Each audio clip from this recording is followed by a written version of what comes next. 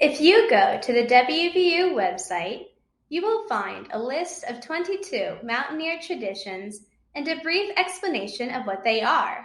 But have you heard the history behind some of these traditions? I'm going to share some stories with you that explain why we have these traditions that we incorporate into today's Mountaineer culture.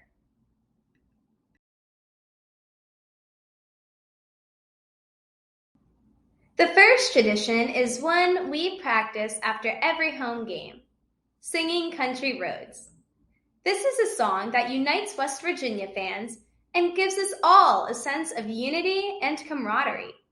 But did you know that it was also used to help keep students in the stands so they wouldn't tear down the goalposts after a victory? That's right. At one point, students would rush onto the field after a Mountaineer win and tear down a goalpost in celebration. The image on the right is from 1984 after we beat Penn State and is one of the few recorded images of this old tradition. That being said, most Mountaineers have pictures and or videos of singing John Denver's Country Roads, which became the tradition's successor. The picture on the left is of when Denver performed this hit song in front of a sold-out crowd at the dedication of Mountaineer Field.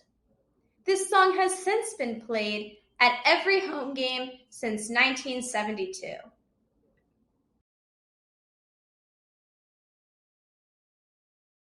Sticking with the football theme, the next tradition with some lesser-known history behind it is the Backyard Brawl. The Backyard Brawl refers to both football and basketball games played between WVU and Pitt. A lot of people ask me, why would WVU be rivals with Pitt? Well, it's actually a rivalry that dates back to 1895 and is the 14th oldest football rivalry in the USA. So how exactly did this rivalry start?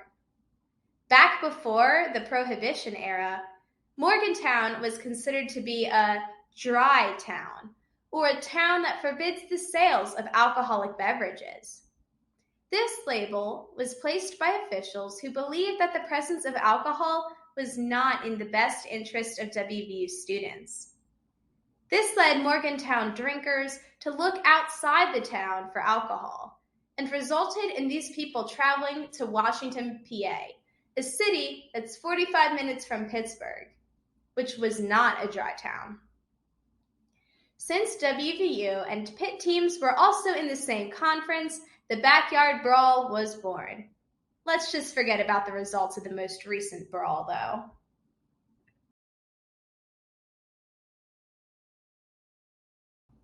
Finally, let's talk about the history of the pride of the school, the Mountaineer. Turns out, we weren't always known as the Mountaineers. At one point, our football team was known as the Snakes. From what I could find, there was no specific species of snake. We were just the generic snakes.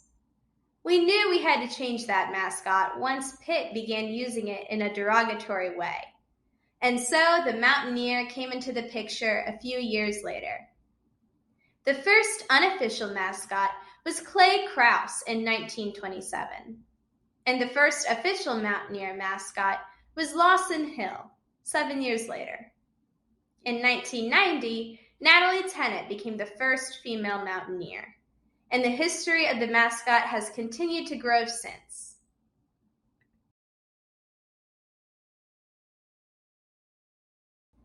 This university continues to add to its history and its list of unofficial traditions. But sometimes it can be worth it to look into the established customs and see just how they came about. You never know what bits of interesting information you may find. Have a great day, Mountaineers!